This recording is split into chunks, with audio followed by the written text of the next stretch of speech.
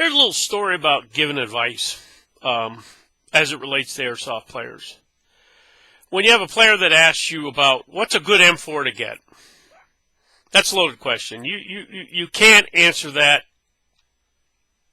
specifically because this player might like a lightweight short weapon, or they might like a heavy, more realistic type gas blowback or whatever. It's kind of tough to put my personal opinion on something and give it to that player, and then they say, well, yeah, I don't like that. Because personally, I would like a light polymer weapon, short barrel. I don't need a lot of weight to run around because I'm older. I've got some injuries, things like that. So my preference is a lot different than your preference. And trying to relate to someone to give advice on a replica that you don't own, such as like an AK or a G36 or a FAL or something like that, a weird one that you do not actually have in your arsenal right now, is kind of tough. Now, I've had all those weapons I mentioned. I just don't have them anymore. And then trying to give advice on HBA engines is like, I've always had Polar Star, the real Polar Stars, old style, and the only other ones I've had are the Bolt, the Wolverine Bolt, okay, and that's it. Oh, okay, I'm sorry, my bad. I had two V12s that I got off a guy, and I actually sold them. They're really good weapons, replicas with the engines in them, so I sold those as well. So I've dealt with those.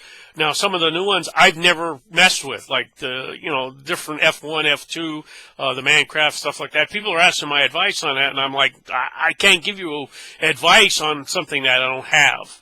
They're asking me about gear that I don't personally own or never used. I'm like, I can't really give you advice on something like that. I can give you my impression of it, but whether it's good, bad, or indifferent, it depends on you and how your play style is.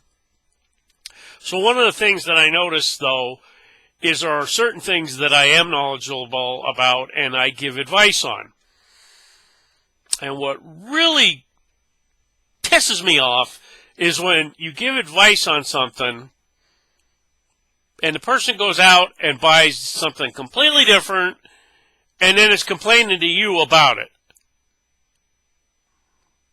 I'm like, I try not to say I told you so or anything like that, but it does get on my nerves after a while. So giving advice to people really annoys me. Now, I know I'm going to use an example today, which is the story. Guy asked me give me a link for M4. He wants a really good M4 that, can get him out on the field immediately and has this, that, and the other thing. He wants this, quick change spring and, MOSFET and programmable and all this other stuff. Then he's talking about, I want to get this other kind of gun too, and I want it with this and that and everything and all this other stuff. So I give him two links. Really good products that I recommend to a lot of people that have bought them and they enjoy them. And there's quite a few guys on my team have them. But this guy takes the links, whatever, sends me a link for something that he bought, and I'm like, why'd you buy that? I'm going to upgrade. I'm going to tear it apart and upgrade it. And I'm like, that's what you did already, and that's why you're having problems. You tore your gun apart. You've screwed around with it so much that it's already not working. So now you're going to take a gun that's completely working, rip it apart, and try to upgrade it? I'm like, okay. So I've stopped giving advice.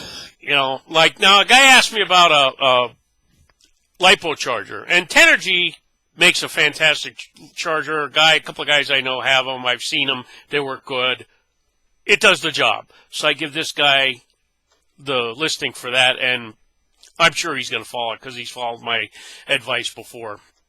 But I actually sent a guy, he wanted a cheap charger that'll get the job done, and I'm like, well, for what? What are you charging?